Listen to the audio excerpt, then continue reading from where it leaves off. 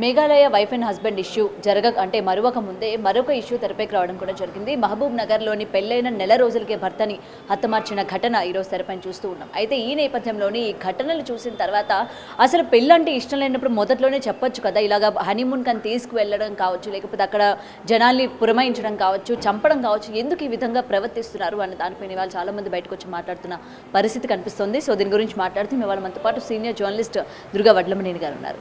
Ma'am నమస్తే. So Meghalaya issue మరొక ముందే అంటే పెళ్ళైన నెల రోజులకే అంటే మొత్తం అమ్మాయి ఫొటోస్ కావచ్చు, పెళ్లి ఫోటోలు, వీడియోలు అన్నీ చూసినా అన్నిట్లో కూడా తను హ్యాపీగా ఉంది. కానీ నెల రోజులకే హనీమూన్ కని తీసుకెళ్లడం కావచ్చు, లేకపోతే ఇలా చంపేయడం ఎలా చూడొచ్చు అంటారు? ముఖ్యంగా ఇందులోని తన అమ్మాయి యొక్క తల్లి పాత్ర కూడా ఉంది అని చెప్తూ ఉన్నారు. ఆల్రెడీ ఇప్పుడు ఏంటంటే వాళ్ళిద్దరు పరారీలో ఉన్నట్టు కూడా తెలుస్తుంది. సో ఏం చెప్తారు? మొట్టమొదటి అసలు ఈ సంవత్సరం 2025 ఇలాంటి ఘటనలకే ఎక్కువ చోటు చేసుకుంటున్నాయి. అంటే ఇలాంటి ఘటనలు అసలు ఎందుకు ఇలా జరుగుతోంది? ఆడపిల్లలు చదువుకుని సంపాదించుకుంటూ ఎందుకు ఇట్లా తయారవుతున్నారు? మీరు చెప్పినట్టుగా ఇష్టం లేకపోతే పెళ్లి చేసుకోవద్దు, చేసుకున్నాక ఆ భర్తని చంపడం ఎందుకండి? మీరు ప్రియుడితో వెళ్ళిపోతే వెళ్ళిపోండి, లేదు ఇతనితో తెగతెంపులు చేసుకోండి, ఏదైనా చేసుకోవచ్చు. యు ఆర్ ఎంటైటిల్ టు కదా, మీకు ఆ స్వేచ్ఛ ఉంటుంది. మీరు చెప్పినట్టు మొన్న సోనం అయింది. మనకి సోనం ఇష్యూ అయి ఇంకా గడవక ముందే తెలంగాణ అబ్బాయి పాపం గద్వాలకు చెందిన ఇతను ల్యాండ్ సర్వేయర్ పాపం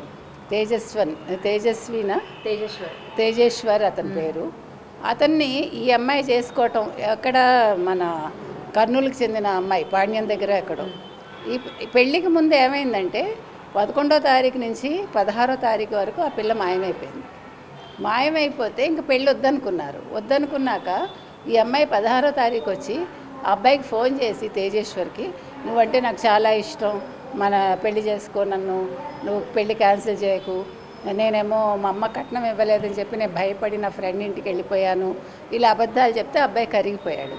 తల్లి తండ్రి వద్దన్నారు అబ్బాయిని, అమ్మ నువ్వు నమ్మకు, చేసుకోవద్దు, ఆ పిల్ల ఎక్కడికో వెళ్ళిపోయింది అంటే అప్పుడే డౌట్ ప్రియుడితో వెళ్ళిపోయిందని. అయినా కూడా ఆ పిల్లాడు కాదని పెళ్లి చేసుకున్నాడు. చేసుకున్న మర్నాడు నుంచి ఆ పిల్ల ఆ బ్యాంక్ మేనేజర్ ఎవడో వాడితో మాట్లాడుతోంది. వాడు ప్రియుట. ఇంకో ఘోరం ఏంటంటే అదే బ్యాంకులో వీళ్ళమ్మ, ఈ అమ్మాయి వాళ్ళమ్మ ఏమంటారు స్వీపర్గా పనిచేసేది. ఆ అమ్మాయితో అతనికి కనెక్షన్ ఉన్నాక మళ్ళీ ఈ పిల్లతో కనెక్షన్ పెట్టుకుని, అంటే ఇంత చీప్ ఏంటండి ఇది? ఇప్పుడు తల్లితో కనెక్షన్ ఉన్న వాడితోటి ఈ అమ్మాయి ఉండడం ఎందుకు? అంటే అసలు వావి వరుసలు ఏమవుతున్నాయి? మనం మళ్ళీ ఎక్కడికి వెళ్తున్నాము? ఒక అనాగరిక సమాజం నుంచి లేకపోతే ఆదిమ సమాజం నుంచి మనం ఒక ఏమనాలి, ఒక కుటుంబం, ఒక భర్త, ఒక భార్య, ఇలాగా అంటే మనం అలాంటి వ్యవస్థను ఏర్పరచుకుని మనం బహుభార్యత్వం నుంచి ఏకభార్యత్వానికి వచ్చి మన రాముడిని ఆదర్శంగా తీసుకునే ఈ దేశంలో ఈ రకంగా జరగటం ఏంటి? రెండోది, ఈ అమ్మాయి చేసుకున్న మర్నాడు నుంచి ఫోన్లు చేసి అతనికి అంటే ఇప్పటికి 2000 కాల్స్ చేసింది అమ్మాయి ఆ అబ్బాయితోటి. అయితే గొడవలు అవ్వడం మొదలుపెట్టాయి. ఇద్దరికి మనస్పర్ధలు వచ్చాక ఈ అబ్బాయిని ఎలాగైనా చంపించాలని బ్యాంక్ మేనేజర్ అనుకున్నాడు. ఆ బ్యాంక్ మేనేజర్కి బుద్ధి లేదండి, కనీసం ఆ పిల్లని తీసుకుని వెళ్ళిపోవచ్చుగా. ఆ పిల్లకి ఇష్టం లేదు, నేను తీసుకెళ్ళిపోతున్నానంటే పిల్లాడు కాదంటాడు ఆ తేజేశ్వరు. ఇప్పుడు ఏం చేశారు, మేము 10 ఎకరాలు కొన్నాము, ల్యాండ్ సర్వే చేయాలి, మీరు రండి అని ఇతని కారులో తీసుకెళ్ళి అక్కడ మనుషుల్ని ఇతను ఏర్పాటు చేసి ఆ మనుషులతో పాటు తన కారు డ్రైవర్ని పంపించి, అంటే కూడా ఏం చేస్తున్నారని తెలుసుకోవటానికి, కారు ఎక్కాక అతన్ని బెదిరించి కత్తితోటి పొడి చేసి కత్తులు తీసుకుని వెళ్ళి, ఏం దుర్మార్గం అండి ఇది. అండ్ ఇంకొకటి, ఇక్కడ ఆడపిల్లలు తల్లితో సంబంధం పెట్టుకున్నాడు రేపు పొద్దున్న ఏం నమ్మి నేను వెళ్ళాలి అన్న ఆలోచన కూడా లేకుండా పోయింది ఈరోజు. అసలు అక్కడ ఫస్ట్ మీరు అన్నట్టుగా వాడు అవకాశవాది అని తెలుస్తోంది. పచ్చి అవకాశవాది వాడు, తల్లితో పెట్టుకున్నవాడు నాకు తండ్రి సమానుడు అనుకోకుండా ఇది ఎట్లా మీరు వరుసలు? నెంబర్ 1. నెంబర్ 2, మీరు అన్నట్టుగా తల్లికే దిక్కు లేదు, తల్లిని ఎలా చేస్తాడో, రేపొద్దున నన్నేం చేసి చూసుకుంటాడు, అసలు నేను ఏ వరుస కిందకు వస్తాను, నాకు అసలు తాళి కడతాడా? అంటే తాళి కోసం నువ్వు తేజేశ్వరిని పెళ్లి చేసుకున్నావా? అంటే ఒక వివాహ బంధం అనేది కావాలనుకుని ఎలాగ అక్కడ కుదరదు, ఆ బ్యాంక్ మేనేజర్ చేసుకోడు కాబట్టి నువ్వు చేసుకున్నావా?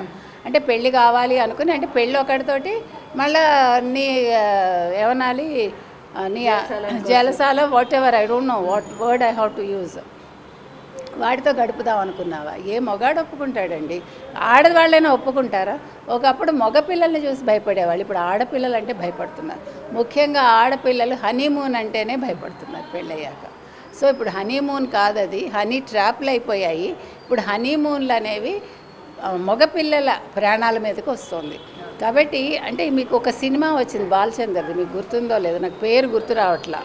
ఆ సినిమాలో ఫటాఫట్ జయలక్ష్మి అమ్మాయికి అక్కడి నుంచి, ఆ సినిమా నుంచే ఫటాఫట్ అనే పేరు వచ్చింది. అది ఫటాఫట్ సినిమా అంటే అంతులేని కదా, నాకు సరిగా గుర్తులేదండి. అందులో తల్లి ఒకడు తల్లితో పెట్టుకుంటాడు సంబంధం. ఈ అమ్మాయికి తెలియకుండా ఫటాఫట్ జయలక్ష్మి కూడా వాడితోటే పెట్టుకుంటుంది. అయితే ఆ అమ్మాయి ఏం చేస్తుందంటే, తల్లి అతనితో ఉండగా చూసి ఈ అమ్మాయి తట్టుకోలేక మేడ నుంచి దూకి చచ్చిపోతుంది. అంటే రియలైజ్ అవుతుంది నేను చేసింది తప్పు అని, కానీ ఇక్కడ తెలిసి తప్పు చేస్తుంది. అంటే సినిమాలు మీరు ఆదర్శంగా తీసుకుంటారు కాబట్టి మనం చెప్తున్నాం, సినిమాలు జీవితం కాదు. జీవితంలోంచి సినిమాల్లోకి కథ వెళ్ళొచ్చు, కొన్ని ఊహాజనితంగా కూడా ఉంటాయి, కానీ కొన్ని ఊహలు చాలా అసహ్యంగా ఉంటాయి.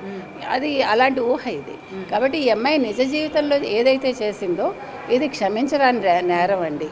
మీరు దయచేసి పెళ్ళిళ్ళు చేసుకోకండి. మీరు ఎవరినైనా ప్రేమించినా లేకపోతే ఎవరితోనే సంబంధం పెట్టుకున్నా మీకు ఇష్టమైతే కొనసాగించండి, అది మీ వ్యక్తిగతం. కానీ దానికోసం వేరే ఒక మంచి వ్యక్తిని మీరు పెళ్లి చేసుకుని వాళ్ళ కుటుంబాన్ని బాధపెట్టి, వాళ్ళ తల్లిదండ్రుల్ని బాధపెట్టి ఏడిపించి ఈ పిల్లాడిని చంపేసి అల్టిమేట్గా మీరు ఏం సాధిస్తున్నారు? ఈరోజు ఇద్దరు తల్లి కూతురు జైల్లో ఉన్నారు, ఆ బ్యాంక్ మేనేజర్ పరారీలో ఉన్నాడు. ఇంకా ఇప్పుడు వీళ్ళ జీవితాలు ఏంటి? అండ్ ఇంకొకటి మేడం, ఈ ఇన్సిడెంట్ ముందే ఆల్రెడీ సోనంకి సంబంధించిన ఇన్సిడెంట్ వాళ్ళకు కూడా తెలిసే ఉంటుంది కాబట్టి, అయినా సరే వీళ్ళు ఇలాంటి స్టెప్పులు వేయడానికి మెయిన్గా ఇక్కడ చట్టం గట్టిగా లేదనుకోవచ్చా? అంటే ఏం చేస్తుందిలే, ఒకవేళ దొరికినా ఏం చేస్తుందిలే, మహా అయితే బెయిల్ మీదైనా బయటకు వచ్చేయచ్చు, మళ్ళీ నాకు నచ్చినట్టు నేను జీవించవచ్చు, ఎన్ని కేసులు మనం చూడట్లేదు అన్న దానిపైన ఇలాంటి ధోరణిలోనే ఇంకా ఇటువంటి కేసెస్ కొనసాగుతున్నాయి అనుకోవచ్చా? ఎట్లా వస్తారండి? ఇప్పుడు బెయిల్ కావాలంటే బాగా రాజకీయ అండ ఉండాలి. జగన్మోహన్ రెడ్డి లాంటి వాళ్ళు తెలిస్తే పోనీ డబ్బులు ఏమైనా వెదజల్లి ఏదో ఒక లాయర్ని పెట్టి తీసుకొస్తారనుకోవచ్చు. వీళ్ళు అసలు ఇలా పెట్టుకోవటమే, తల్లి స్వీపర్గా ఉన్నారు అంటేనే వాళ్ళ స్థితిగతులు ఏంటో మనకు అర్థమవుతుంది. కాబట్టి డబ్బు కోసం అనుకున్నా కూడా లేదు, సుఖం కోసం అనుకున్నా లేదు, బయటకు వచ్చేద్దాం అనుకున్నా జరిగే పని కాదు. కాబట్టి ఇక్కడ చట్టం తప్పు లేదండి. కాకపోతే ఏంటంటే మనం మొన్న మాట్లాడుకున్నట్టుగా చిన్న క్లాసుల నుంచి సైకాలజీ క్లాస్ పెట్టాలి, సైకాలజీ ఒక సబ్జెక్టుగా చేయాలి. అంటే మరీ తీవ్రంగా కాకపోయినా కొంచెం సున్నితంగా చెప్పేలాగా, అసలు వాళ్ళ సైకాలజీ లెవెల్స్ ఏంటి కూడా తెలుసుకునేలాగా వాళ్ళ క్లాసెస్ ఉంటే వారానికి 1-2 పిల్లల్లో మానసిక పరివర్తన అనేది రావాలి, పరిణతి రావాలి. వాటి కోసం సైకాలజీ క్లాసులు పెట్టాలి. సైకాలజీ టీచర్ ఒక్కళ్ళైనా ఉండాలి ఒక్కొక్క స్కూల్లో. రోజుకి కాకపోయినా వారానికి 1-2 క్లాసులు తీస్తే కనీసం ఇలాంటి సంఘటనలు జరగవేమో. ముఖ్యంగా తల్లిదండ్రులు కూడా, తల్లి ఒకవేళ సంబంధం పెట్టుకున్నా, మన ఢిల్లీ కేసు మనం చూడలే, భర్తను వదిలేసి కూతుర్ని తనతో తీసుకెళ్ళి కూతుర్ని ఆ ప్రియుడికి అప్పచెప్పి, ఆ ప్రియుడి స్నేహితులకు అప్పచెప్పి అలాంటి తల్లుల్ని ముక్కలుగా నరికేసిన తప్పలేదు. అంటే చట్టాలు మార్చండి. మీకు సౌదీ అరేబియాలో ఉండే చట్టాలు తీసుకురండి. కాలో చెయ్యో నరకడం కాదు, అలాంటి తల్లుల్ని కాకులకి గద్దలకి వేసినా తప్పులేదు. For more videos like this, subscribe Big TV channel.